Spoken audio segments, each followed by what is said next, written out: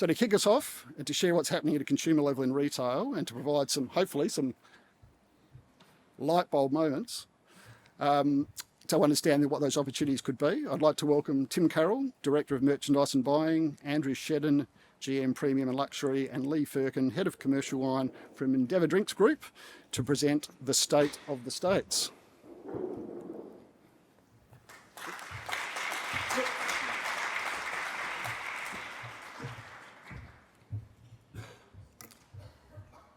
Thank you, Paul, and clearly a lot taller than I am. Good morning, everyone. Paul, thank you very much for the introduction, and also to Cliffy Wilson, what a fantastic welcome to country. And I also want to acknowledge the traditional owners of the Adelaide Plains, the Kaurna people, and I pay my respects to their current, past, present and emerging.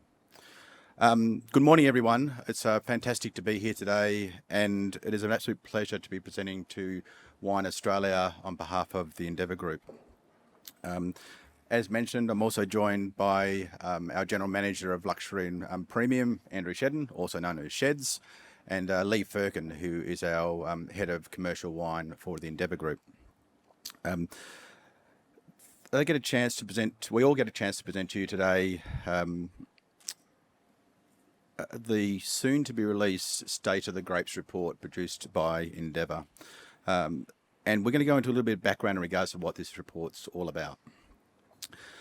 Firstly, for those that don't know, I'll just go down a couple of pages. State of the Grapes is a special edition of a distilled by Endeavour. We've released a number of reports in the past in regards to updating the industry and where things are at. And this is a special release coming up in 2 weeks' time for the release just about wine, and particularly about Australian wine. So we're really excited to see this land in the marketplace. For those that don't know, Endeavour Group is the leading Australian drinks retailer in Australia. We own the network of Dan Murphy's and B2S, along with a large portfolio of licensed hotels in the ALH Group. In addition to this, we also heavily invested in the Australian wine sector through Pinnacle Drinks, as well as Langton's fine wine businesses.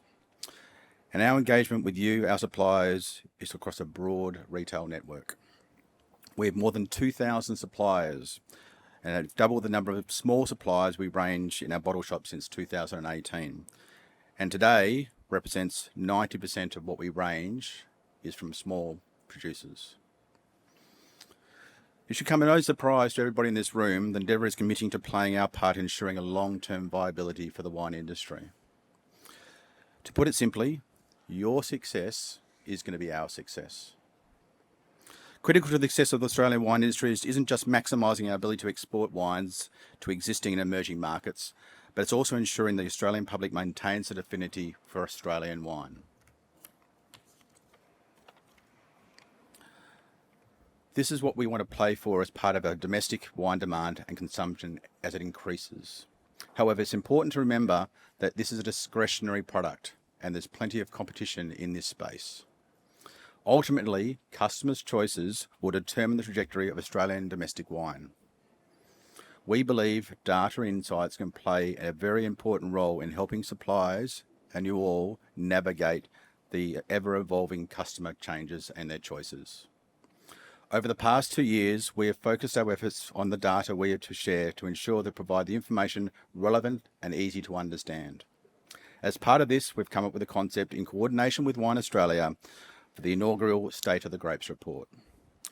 For the first time, we're open to an unprecedented amount of array and data insights that's come directly from the sales data of both Dan Murphy's and BWS.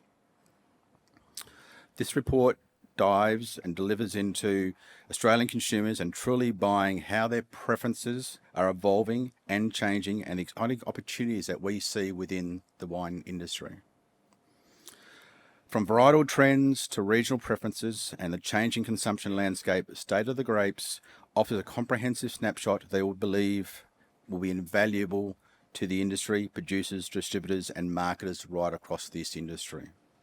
This initiative follows the launch of the Trade Supplier Charter late last year, and a core pillar of that charter is our dedication to fostering stronger, more transparent partnerships and enhanced data through accessible and actionable insights. Because of this, the one thing to share the data quite another is to actually how it's consumed and interpreted. And both Sheds and Lee and I will help you on that today. We have timed the release of the State of the Grapes report to coincide with the upcoming Aussie Wine Month and the Wine Australia new initiative, We Make a Wine, for that campaign. Because of that, we feel we have the people in the right aspect and the right minds to drinking Aussie wines and get them back into the psyche of drinking Aussie wines. The more we promote the conversation about the Australian wine industry, the greater chance we have helping Australian consumers find their next favourite Australian-made wine. The presentation you'll see today is a bit of a sneak peek of what you'll see in the report when it's released in a few weeks' time. You'll all get a chance to see the final report, but today we're going to give you a bit of a sneak peek. So please respect a bit of Chatham House rules today in regards to what we're going to be sharing over the next 40 minutes. Furthermore, I should flag that the data we're talking about is based on the sales data within the Endeavour group and represents our perspective on what we're seeing within the wine industry.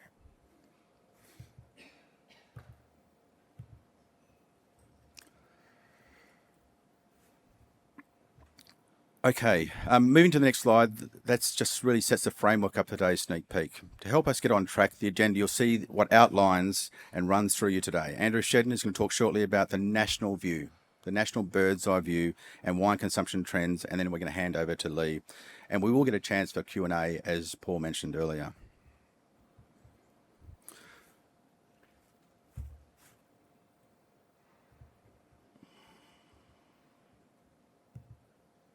Okay, now getting into the meaty stuff. Overarching, there's 4 primary themes that came throughout this report. And so here are the key thematics that are really coming through. Well, I'll talk to each one of them at a high level. Firstly, affluence and generation are king when it comes to people buying wine. While local wine industry and climate play a role, affluence and generation are the primary consumption drivers. Understanding this highlights a critical juncture we face in deepening an engagement between millennials and the wine category. Secondly, thinking about wine consumption on a state-by-state basis matters. When you combine Queensland and New South Wales, they represent well over half of the total wine sales within Australia. Thirdly, occasionality is shifting. It's moving away from the bottle of wine on the family dinner table in the middle of the week to drink more social in a social outing and occasion. Very critical to note how that occasion and where wine has been consumed has been changing. And finally, and probably not surprising, the long-term trends are largely universal across the states. So we really seek to understand this is a very national trend that's occurring. Before I hand over to Andrew, I wanted to also close by saying I hope you take something away from today's presentation, but also the upcoming State of the Grapes report.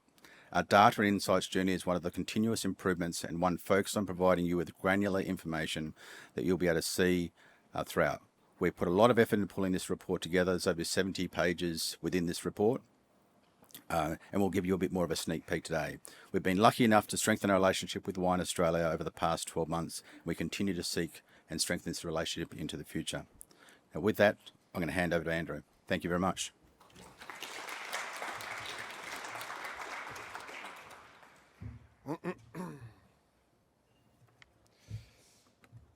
Thank you, Tim. As Tim said, I'm going to look at really basically those 4 themes, and I'm going to weave them through a national view before I go to Lee to look at some probably more interesting and slightly more granular state-based stuff. But probably the best way to kick off, I think, is this slide, which comes out of the report. This is one of my favourite slides from that report because it really does set up the way that we look at the customer profile nationally. And let me just spend a bit of time running you through the colour coding here because this will play throughout all of the slides that I've got, a lot of the slides that Lee's got, and the actual report when you get it in a couple of weeks' time. Basically what this is, it's over and under index versus the total liquor consumer. So where you see blue basically means that the Australian wine consumer on our data is broadly in line with the total liquor consumer. Where you see red, and certainly deepening shades of red, is where wine under indexes versus total liquor. And conversely, where you see green and deepening green, it's where wine over indexes. So if we sort of go from top left and we can go around, we can start to get a picture of who the Australian wine consumer is. So start with affluence. Obviously a blue for our more budget consumers. I think a lot of that plays down to traditionally playing in larger format, cask, value space that really does play into that consumer base. Clearly an under index, so maybe an opportunity in mainstream, but an over index in premium. And I'm going to talk about that in a second, because as Tim said, affluence is a really important factor. In fact, I think it is the most important factor when you're trying to map out people's propensity for drinking wine.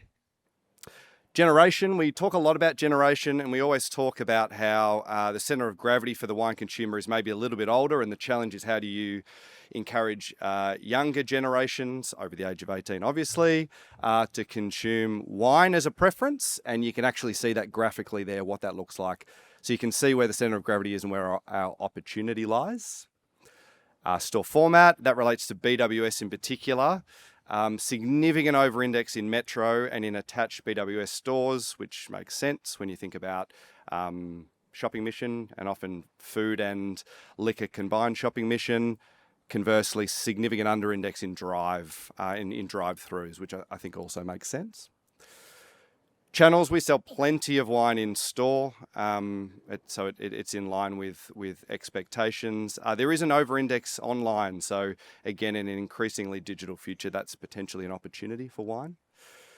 Also sell plenty of wine in BWS. The under-index there is not so much that we don't sell much wine as we sell a lot of other things, and it goes a long way to being about where the BWS footprint is across all of those formats. So it's quite a diverse range in BWS stores by geography. Dan's, given its history, I mean, Dan Murphy was a wine merchant. It's always been in the DNA of the Dan Murphy's business. It shouldn't be a surprise that we over-index in that banner. And then last one on that slide is again about geography. Center of gravity for wine is in urban locations across the country, and that starts to fall away as you go to outer suburban, regional and remote areas.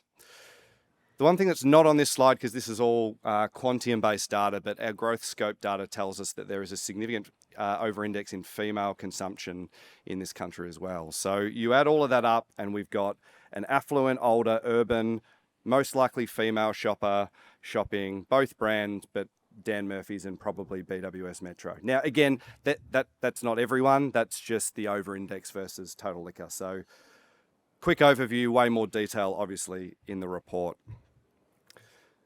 I'm going to spend the next couple of slides, and Tim's already warned me to try and keep to time, so I will race through some of the more important factors. And again, there is way more detail in the report on all of these factors. But I said at the top that affluence is the most important factor, and we think it is. It goes above all other factors around gender, geography, generation. If you are in a high C for LGA in Adelaide, Brisbane, Melbourne, Sydney, the chances are there'll be an over-index in the share of wine sales in total liquor. That's both in terms of a consumer's propensity to buy wine, so to choose wine over other liquor alternatives, and it's also what they actually do buy. So what do they buy? There's probably not a huge amount of surprises on this slide. Significant over-index in champagne and in red wine that has a propensity to go further up the price ladder. Mainstream sits around rosé and sparkling. Budget leaning towards white wine. And again, this is holistic data, right? There's lots of puts and takes within that. Fortified and cask. But this might be a slightly more interesting slide that goes down to the next level and we look at segment. So again, if you work top to bottom, this is looking at premium, mainstream, budget through a whole lot of major segments or varieties. Major premium over-index in champagne. From a red perspective, as you work down, Pinot Noir and Grenache. Shiraz and Cabernet, again, obviously, we make some of the best Shiraz and Cabernet in the world, demanding excellent price points, so premium customers are buying into that. Riesling is the only white category that significantly over-indexes in premium, which is interesting. Now, obviously, Chardonnay, but we also sell as a business a lot of commercial level, more value level Chardonnay, so that probably washes it away, but obviously can't dismiss the very important and never better premium pocket of Chardonnay being produced in this country. That's probably true for non-vintage sparkling as well, where you're really seeing two speeds.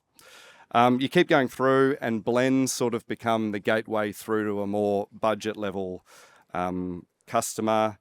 And then you're seeing, from a white perspective, Pinot Grigio into Moscato into Sauvignon Blanc. So I think the message here is that, I mean, you could look at it, the takeaway is twofold, right? There is clearly an over-index in premium customers. So as an industry, are we adequately leaning into that? And are we talking about Australian wine as being truly premium? And is that where the opportunity lies?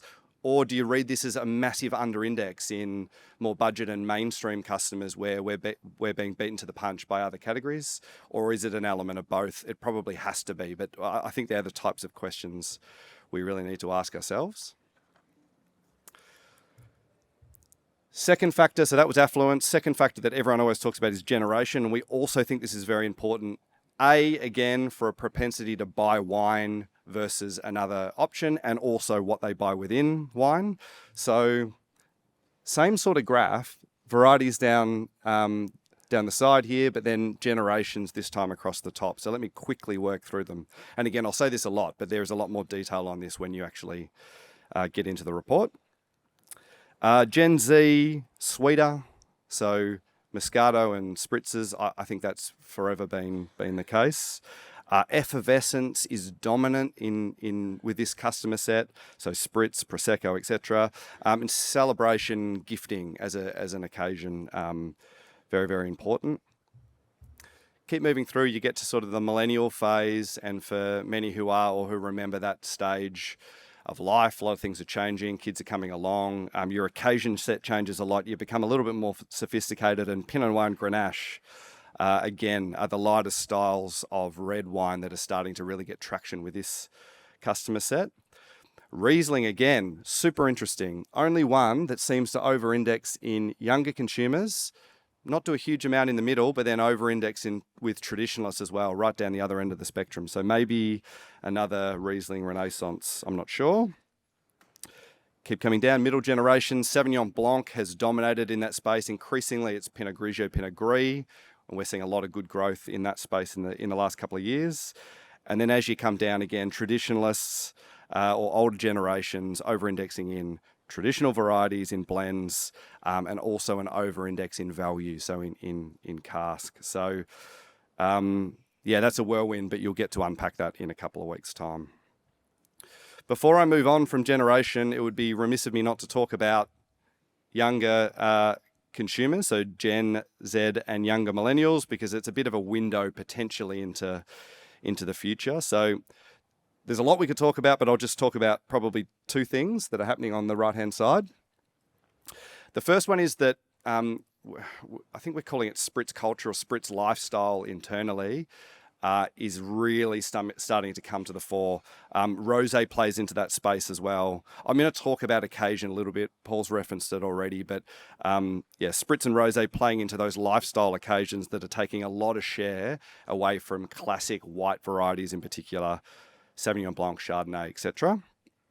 And that's playing into Prosecco, spritz, still rosé in massive growth. Within red wine, you're seeing, again, I keep saying the same thing, but you're seeing lighter styles, particularly Pinot Noir, taking share from traditional varieties like Shiraz, Cabernet, and Merlot. So I think maybe the takeaway from this slide is, you know, we talk about this a lot, and I do think people mature and change as they get further into a category and they go further on their lifestyle journey. But I don't think we can rest on our laurels in that regard. So if this profile continues holistically or even directionally, what does that mean for the variety set that we need to offer our consumers in 5, 10, 20 years' time? I think that's what we're doing a lot of thinking about. I mentioned this at the top. So a lot of the data we've talked about so far is Quantium data. So as Tim said, it's the data that we get through our Endeavour ecosystem. This is growth scope data, so it's the only way that we can capture gender, but this is fascinating to me. So we're at a stage where almost 2/3 of our wine consumers coming through our business are female. That is growing year on year. That is growing even further in the year to date, the 12-month rolling number. So it's getting further apart. There's a couple of things that are happening underneath here. So we're finding that female consumers come into the category a lot earlier than male consumers. So Gen Z, younger millennial, repertoire for males skews far more towards other beverages like beer.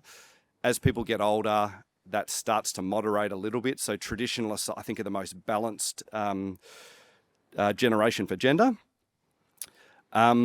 Interestingly, the varieties that I just spoke about on the last couple of pages that are in growth over-index in female consumption in almost all of them. So you could make an argument that women are driving the growth in those varieties.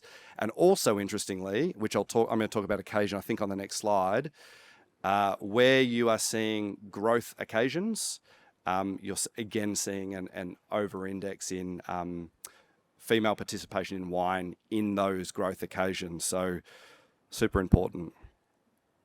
Maybe 2 takeaways there as well. Number 1, are we thinking about as a total community, as a total industry, who our most important customer is? And are we targeting, are we marketing, are we speaking to that consumer? And could we do a better job of that? Question. But then the converse is also true, right? So what are we doing to speak to the male consumer and making wine relevant to their occasion set? And I've got to say, in traditional wine occasions like with meal, there's very little differentiation between propensity of the genders to play into wine and have wine as a share of that occasion. It is more in the growth occasions. So out of home, small group, the socialization occasions that Tim talked about before, that's where you're starting to see the disparity. So how do you make wine relevant to males in that environment? Another important challenge. Last thing I want to talk about before I quickly whip through some consumer trends and handball to Lee is occasion. Super important. I personally think the Wine Australia campaign, We Make a Wine for That, is absolutely brilliant. Really focusing in on occasion. We build all of our category strategies. We gather a lot of our data, as you can see, around occasion. We think that's how you really speak to a consumer. And there's also a really brilliant piece of thought leadership written in volume 4 of the Future Leaders publication. I think it was page 124. If anybody wants to read it on occasion thinking, it was good. Couple of things before I move on. Heartland occasion. What you can see is the heartland occasions for wine here being things like family time, with food, winding down. We've owned that space. Unfortunately, they're in decline in terms of the current consumer's repertoire of occasion. And maybe even more troubling is that in occasions like with meal, wine is declining faster than the occasion is declining itself. So there's a real challenge. So I suppose, and Paul referenced this before, there's a real need to hold on to our heartland occasion set and make sure that wine is the most relevant option for consumers in that space. So we must continue to protect heartland even if it is declining. On the other hand, there's a bunch of occasions that are in growth, and you can see them with the green arrows there. That they are non-traditional wine occasions. It's where other categories like spirits and premix really have dominated. So again, the challenge is, how do we make wine? Because wine is relevant to those occasions, but how do we make wine as relevant as possible to that growing occasion set? And then on the right-hand side this is a bit depressing. But the other thing that we're seeing is that with partner occasions are in decline, I'm particularly talking about in-home occasion set here. And what is on the up is occasions that have screen or digital involvement. So that could be social media on a phone, that could be watching a game of sport, that could be gaming. But you're seeing some puts and takes there. Again, with partner, traditional wine occasion, with screen, not.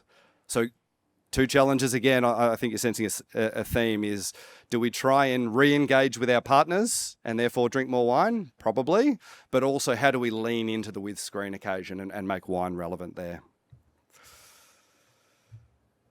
Changing occasion sets obviously have impact on varietal choice as well, right? So this is quite a simple graph, but you're seeing again down the left, the declining occasion set, and then up this end, you're seeing the growth. And then obviously the varieties that over and under index, or that over index in either side of that spectrum. And again, it won't be a surprise that Down one end, you've got more traditional varieties, and you've got red in particular that sit in those heartland occasions. And then up this end, the more sociable occasions are far more effervescent, bubbles, Pinot Noir, all the things that I'm telling you are in growth.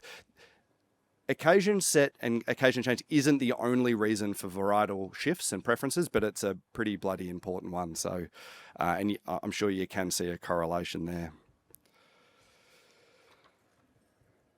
Last thing, 2 more slides on wine consumption really, really quickly, or the trends that we're seeing. I wanted to use the innovation word that Paul touched on before because we do think it's really important. Graph on the left is showing you the share of wine sales as part of our total liquor sales over a 10-year period of time. And what you can see there is a bit of a structural or systemic decline. Now, that isn't all because of wine decline. A lot of that's got to do with growth in other categories. And through that 10-year period, spirits has had a real boom period. And then more recently, premix has come into the mix as well. So it's as much to do with growth in other categories as it's got to do with wine itself. But pleasingly, I don't know if you can see it because it's quite small, but that decline is lessening and has stabilized year on year, 23 through 24, which I think is seriously important. We're putting that down to a couple of things. It's all to do with innovation, but the first bit is the growing varieties and a lot of work that a lot of people have done in that space that I've spoken about on the last couple of slides. But it would be remiss of me not to talk about other types of innovation.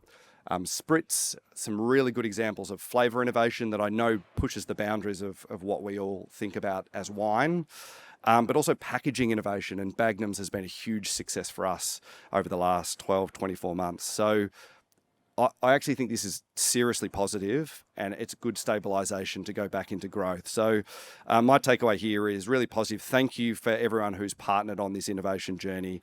That's what's got us growth. That's what's going to get us growth into the future. Obviously, within that 10-year period that I showed in the last slide, there's some puts and takes, so I'll stop on this before I hand over to Lee and just say, again, there is a lot more detail than this in the report, but I've got to go quite quickly.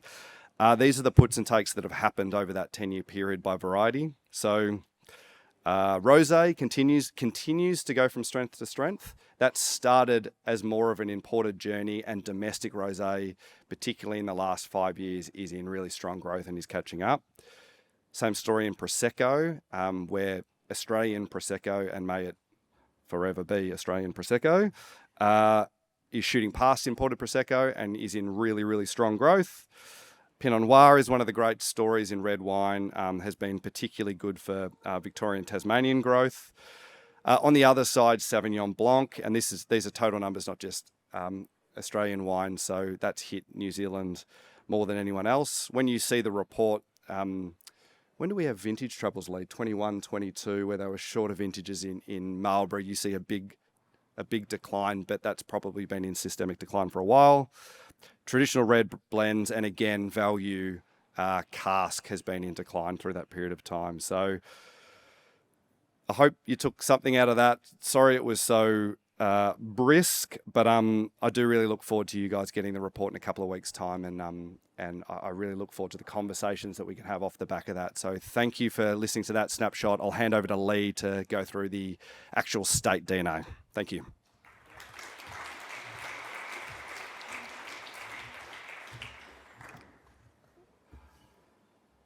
Firstly, I want to thank Andrew for leaving me enough time to speak. Doesn't happen very often.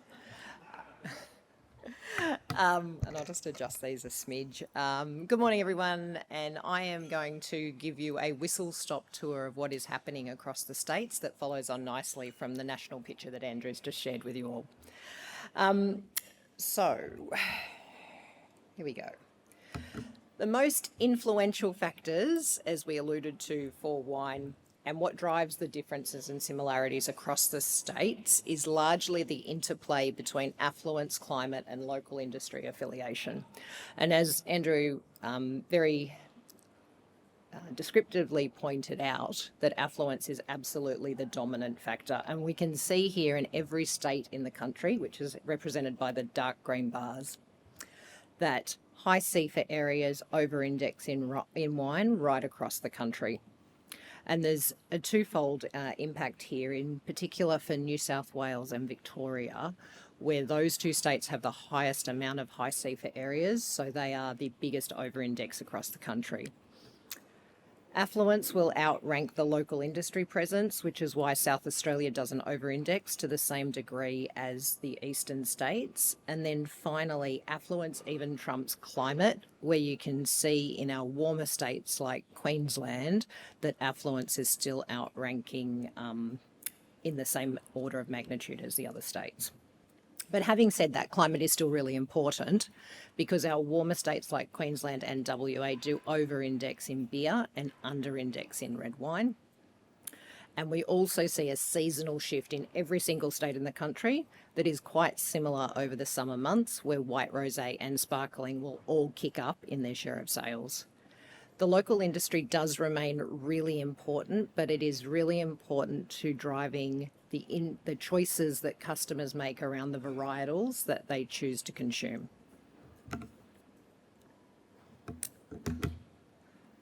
As we've seen at a national level, the trends are the trends. Whether you're in Noosa, Broome or Hobart, the same things are happening right across the country for customers. The order of magnitude and the direction of change is largely the same. And at the highest level across all of the states, customers are transitioning to lighter styles, particularly in table wine. And you can see that in the chart on the right. I always get it wrong when I'm up here because it's back to front, where Pinot Gris, Pinot Noir are definitely outpacing our traditional red varietals in terms of what's happening. And customers are also seeking out refreshment, which is why you can see rosé and sparkling in quite significant growth.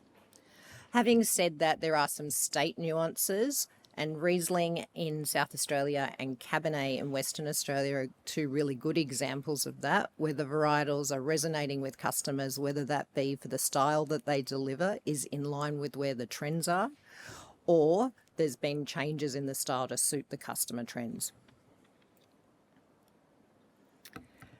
At Endeavour, our wine sales are overwhelmingly dominated by wine that is produced in South Australia. In fact, we sell 5 times more wine that is made in South Australia than we sell in South Australia.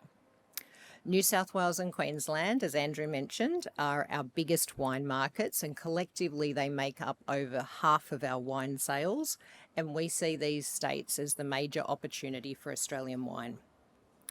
As a result of the increasing popularity of Pinot Noir and Pinot Gris and Prosecco, there's been a significant shift to wine that is produced in Victoria and predominantly from the King and Yarra Valleys. Conversely, we've got declining red wine and cask sales, which present challenges for the Riverland, Riverina and the Barossa, and those regions have lost the biggest amount of share within our business. Whether it's football teams, flavoured milk, deli meats or wine, Australians are really parochial to their home state. So within South Australia, over 60% of the wine that we sell comes from South Australia. Victoria, Tasmania and Western Australia significantly over-index the national share for wines that are produced in their home state, whereas states like New South Wales and Queensland, where there's arguably a smaller wine presence of industry, have much more divergent customer repertoires across both Australian and international wines and have the highest contribution of New Zealand wines. New South Wales and Queensland represent the major opportunity for Australian wine. I'm just going to say that again because it's really important. New South Wales and Queensland represent the major opportunity for Australian wine. And we can see by this chart, which I appreciate is probably a bit small for a lot of you, it represents Australian Wine Index, and New South Wales and Queensland show a major preference for international wine across many varietals, including but not limited to Prosecco from Italy, Sauvignon Blanc from New Zealand, Pinot Noir, Rosé and Champagne from France. So for whatever reason at the moment, our Australian equivalent varietals are not capturing the same level of customer engagement in New South Wales and Queensland as they are in the rest of the country, where we can see over indexes of the Australian wines that compete with international varietals, such as in South Australia and Western Australia. There's an over index of rosé. Tasmania has an over index of Pinot, and South Australia and Tasmania have an over index in Sauvignon Blanc. So it can be done. We've just got to work through how we do it. So we are now going to take a little whistle-stop tour right across the country, and I'm going to pull out some highlights and some potential opportunities to consider across all of the states of the country.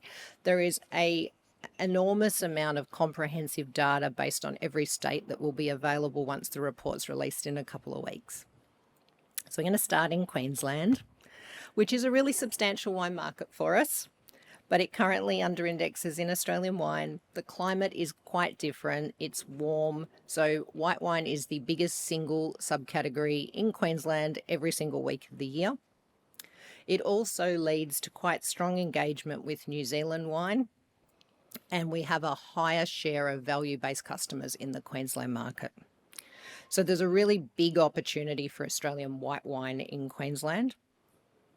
The climate also supports products that have anchored themselves in refreshment. So we see that there could be an opportunity for sparkling wine, both on and off premise, and the spritz culture will continue to grow in that state.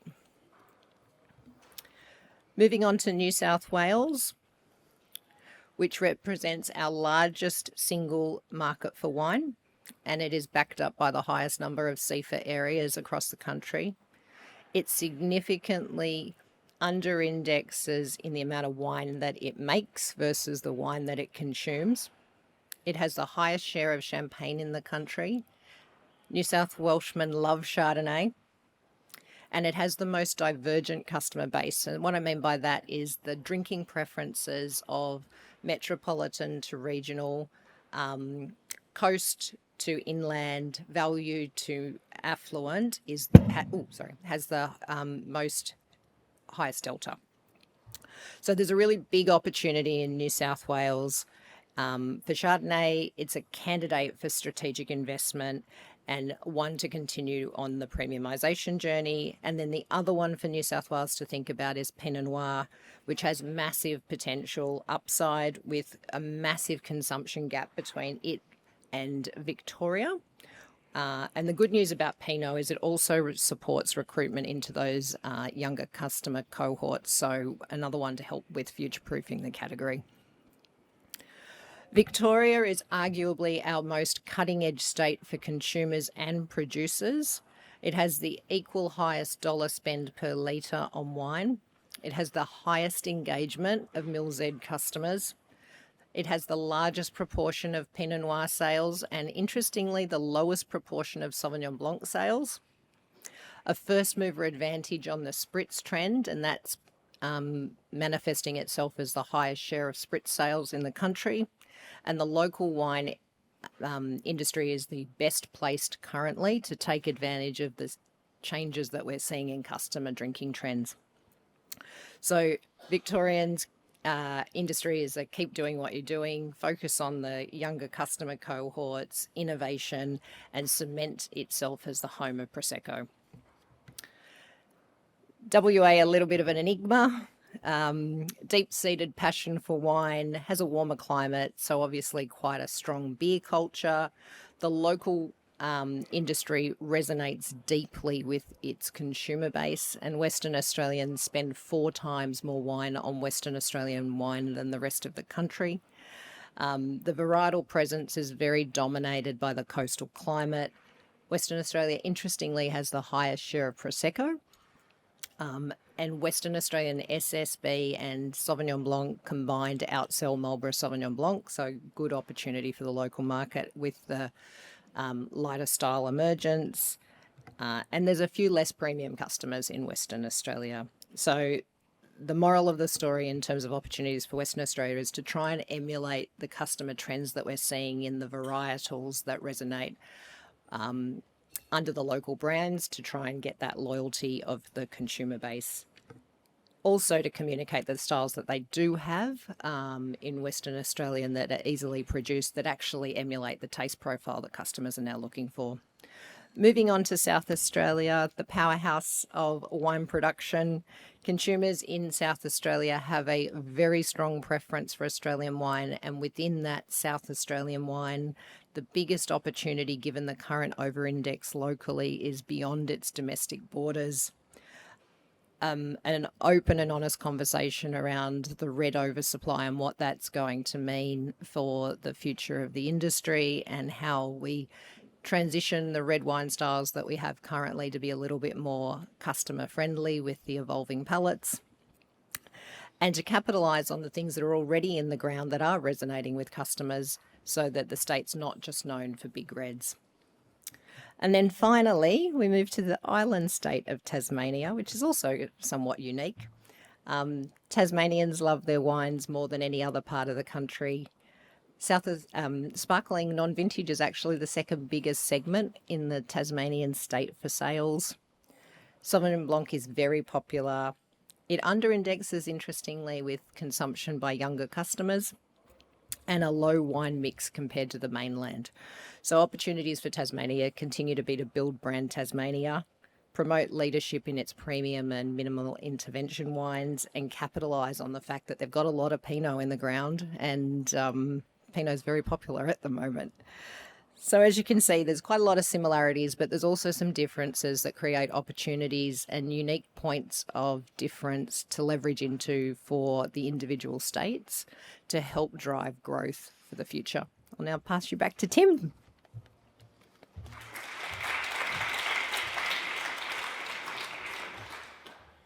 Thank you, Lee. As you can appreciate, there was a fair bit of information shared this morning. It's really a bit of the tip of the iceberg. I think we probably shared about a third of what's actually in the deck coming up in a couple of weeks' time. So hopefully there's an opportunity coming up to really have a bit more of a deep dive and understanding, and particularly hopefully some real thought-provoking information to really sort of sit back and digest and understand what's there. This is certainly not the only opportunity, of course, today. There will be opportunities in a couple of weeks' time as well. But I do want to go forward and just sort of come back to the beginning, so to speak, and sort of emphasise back on the 4 key points that we raised at the very beginning in regards to the themes. In regards to the key drivers and the key information here, certainly the opportunity certainly relays with the opportunity with the millennials and the younger generation.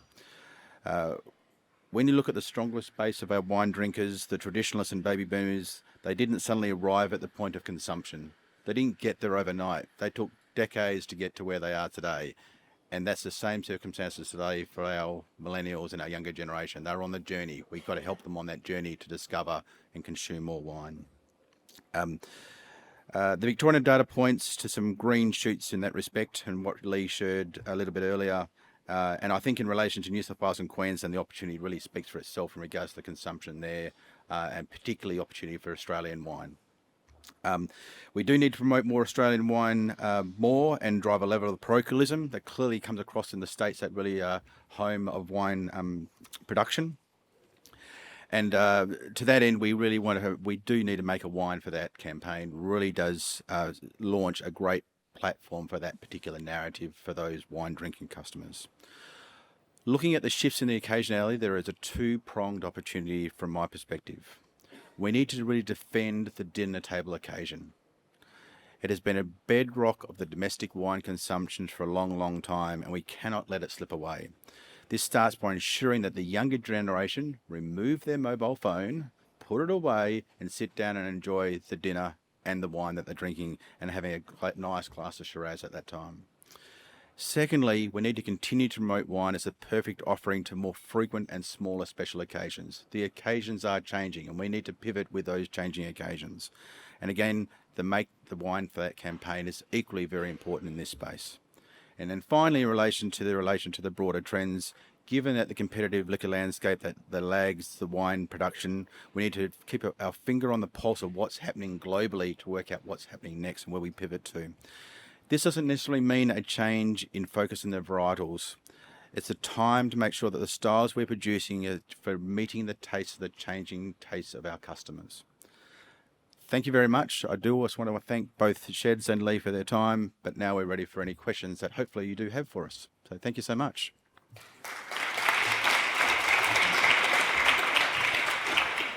Okay, I think I'm the designated question answerer today. From what I can see on the screen, Anonymous has been prolific in the amount of questions they've asked. You are allowed to put your name to some of these. And there was a question about, can we ask questions live as well? The answer to that is yes. We will have some mics roving around. But if you can do it through Slido, it will mean that if we don't get to them today, that we can actually take them on note and try and come back after that. So, did we have... Is that one on as well? Cool. I'll just, as order as they've come in, so for Endeavour, 90% of range from small producers, is this 90% based on volume stocked, number of SKUs stocked, or number of brands stocked? Number of SKUs stocked is the statistic. So we carry just over 20,000 SKUs across the Endeavour network, and that's based on the SKU count. Cool. Thank you. Does Endeavour know what percentage of wine sales it accounts for in each state compared to DTC, other off-premise retailers, etc.?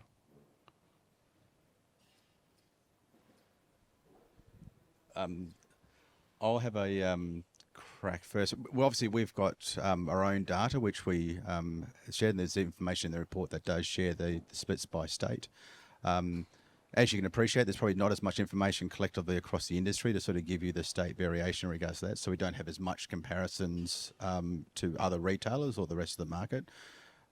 We are trying to work with another data provider to see if we can give you more insights in a future state in regards to where that is the case, because it is the biggest challenge in regards to understanding where it is. But we do hope that what we're sharing here today and into the future gives you a pretty big proxy in regards to overall, because we don't suspect the trends will be dramatically different, particularly when Andrew shared earlier the differences between the store formats. The one thing to note particularly is that attached stores to supermarkets and that shopping behaviour has a higher wine penetration, such as drive-throughs, and use that as a bit of a proxy for the market. Any further builds, guys? The overall wine penetration within our business doesn't vary by hundreds of % between states. So the top to bottom, there's about a 3% difference. So it's not dissimilar right across the country. To Tim's point, where you see more variation is the actual store formats. Maybe, Lee, while you've got the mic, I think you mentioned earlier about Bagnums as an example. So we've got a question that's come through. Do you see alternative packaging being a factor of increasing wine's relevance in non-dinner table social occasions? Absolutely. We've been wrapped. How long have we got? No, so Bagnums have been really, really successful. I think what's been really interesting for us with that format is there's been less than 10% cannibalisation versus the primary SKU in the bottle. So definitely opening up occasions for wine consumers, and the customer who is buying them is largely older millennials and Gen Xers, so right in the heartland of wine. So the people we actually know will likely drink the most wine now. And the midweek occasion is another one. Probably the only other thing I'd say, Paul, is Bagnums have been a huge success story, but it doesn't need to stop there. Packaging innovation doesn't need to stop there. So we are doing a bunch of other trials. We've obviously got things like spritzer as single serve in a can. We've got a glass of as a pouch trial that are in a bunch of our stores now. I think ultimately all of this comes back to occasion thinking, and it was what I had up there on one of the slides and what Tim had in his concluding points here about, defending the dinner table and defending Heartland is fine in 750ml glass. That makes sense. But this second point about increasing wine's relevance in other social occasions is just, how do you break down the barriers to why wine doesn't exist in those social occasions today? And packaging innovation is a huge part of that. So I think we're just on the genesis of this journey. We're still trying some things, trying to work out what does work. But I think it's exciting. And to Lee's point, Bagnums is one that has really worked. And that lack of cannibalisation proves that that's broadening occasions, broadening relevance, not just cannibalising the existing occasion. The question list is getting longer. So I need you to look into your crystal ball now. Any emerging white red varietals in Endeavour data that could be the next Pinot? other than Grenache, probably. Well, yeah, we might all have an opinion on that. When you look at it, and we should say as well, you'll see this when you see the report, but I don't want to underestimate the importance of traditional varieties like Shiraz and Cabernet in this country. I feel like listening to myself talk before, I didn't probably say that enough. When you look at share of, so if we're talking about red, talk about share of variety, it is still Shiraz, Cabernet, Pinot. Now, in the markets where Pinot is dominant, that has overtaken Cabernet to become second. So they are the big three. You then look at Grenache is the obvious next one that we sell a lot of. Again, I mean, everyone in this room knows this. I can't remember what the saying is Grenache the better Pinot or is Pinot the better Grenache? Depends on whether you're in South Australia or Victoria. But it's clearly dominant in South Australia, but having resonance everywhere else as well. Below that, there is a complete fractionalization of a whole lot of Mediterranean varieties that are all doing really well. What the next one's going to be? Is it going to be Sangiovese? Is it going to be Tempranillo? Is it going to be Nero d'Avola? I think there's still a bit of debate about that. But where we do see success is as you get more of these plantings in the ground and we start to get a critical mass, we get a divergence of brand, we get a little bit more interest, they're the ones that start to take off. So it'll be dictated by what growers and producers do, I think, a lot. But, the stylistic thread here is that all the things that are working are lighter, more approachable styles of red wine. They're the ones, Paul, that we're seeing in real growth. I don't know, Lee, have you got to build on that? No, I think Andrew summed up the red situation beautifully. I think white's probably a little bit more challenging based on we've had a couple of goes at things like Fiano, Albarino, and they are not getting the same level of cut through that we're seeing with Nebbiolo, Pinot, Grenache. And I think that's because the differential between the traditional varietals in white, excluding Chardonnay, there's not as much palate weight difference. So I think there's something to think about around as an industry. What's the collective white that we go after to try and take on something like Sauvignon Blanc? All right, we've got about half a dozen, so we might try and get these sorted. And then if we have any more come in, we'll take them on notice and try and come back. Do consumers of rosé care what the grape variety is? I would suggest not a lot in the masstige universe. I think once you probably get into the $25 plus, there might be a little bit more resonance to having grape variety on the front of the label. What I think it does for us, though, as an industry is rosé's become quite a good recruitment vehicle for new customers. So by designating the grape variety, and if you use Pinot Noir as an example, it then gives the consumer an easy step change into the absolute table wine. So I think it's something to think about more as how do you transition the customer who might be on their wine journey starting in rosé into the traditional grape variety, rather than it's necessarily that they're picking up the wine because of the grape variety on the front of the label. I'm going to say exactly the same thing, but slightly differently, which is that I think this is a perfect example of a switch to occasion thinking and talking about occasion rather than talking about a product and talking about variety. I think I used the word like spritz and rosé lifestyle earlier.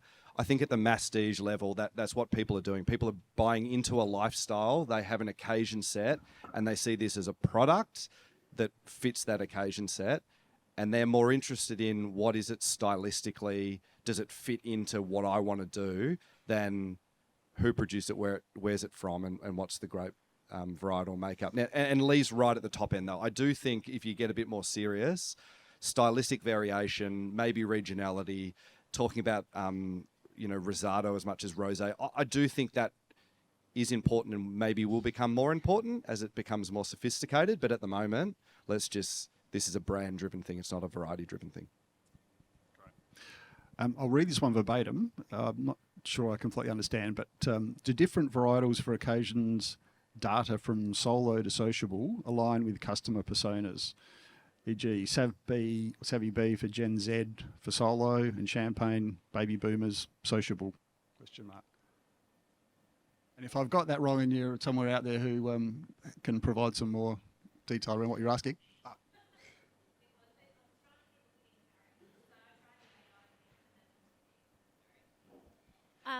Yeah, and it was only very quickly when the slide came up, you had the solo and the sociable.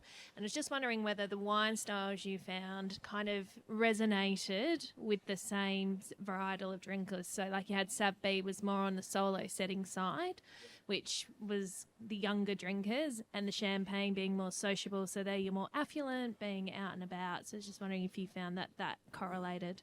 Yep. Yeah, this is where it gets really interesting and it's difficult to do in a 35, 40-minute presentation. It's a much deeper conversation. And we went through a whole lot of different factors that have differing levels of correlation when you put them all together. But I think if I'm remembering that slide, yes, absolute correlation. I mean, again, there's nuance underneath this, and there's stylistic nuance by variety that's very important. So you could have a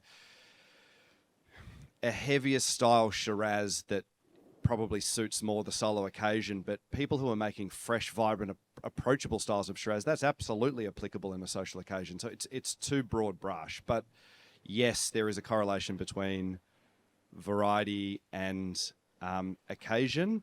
The other interesting thing I don't think I mentioned on that slide is, again, there's a correlation between female over index of consumption. So female over index in the occasions that are in growth, that are more sociable, and they're them choosing wine in those occasions, and also in all of those varieties that are in growth, over-index in female consumption. So you could argue in all three of those points, there's a correlation. All right. If we can just do one, there's still a number of questions, so we'll take these on notice and talk to the guys and come back. I guess if I could just wrap up, Tim, great report. Will there be further presentation opportunities of this amazing data? And aligned to that, how frequently is this report released? That's a good place to finish. Thanks, Paul. So I did touch at the very beginning.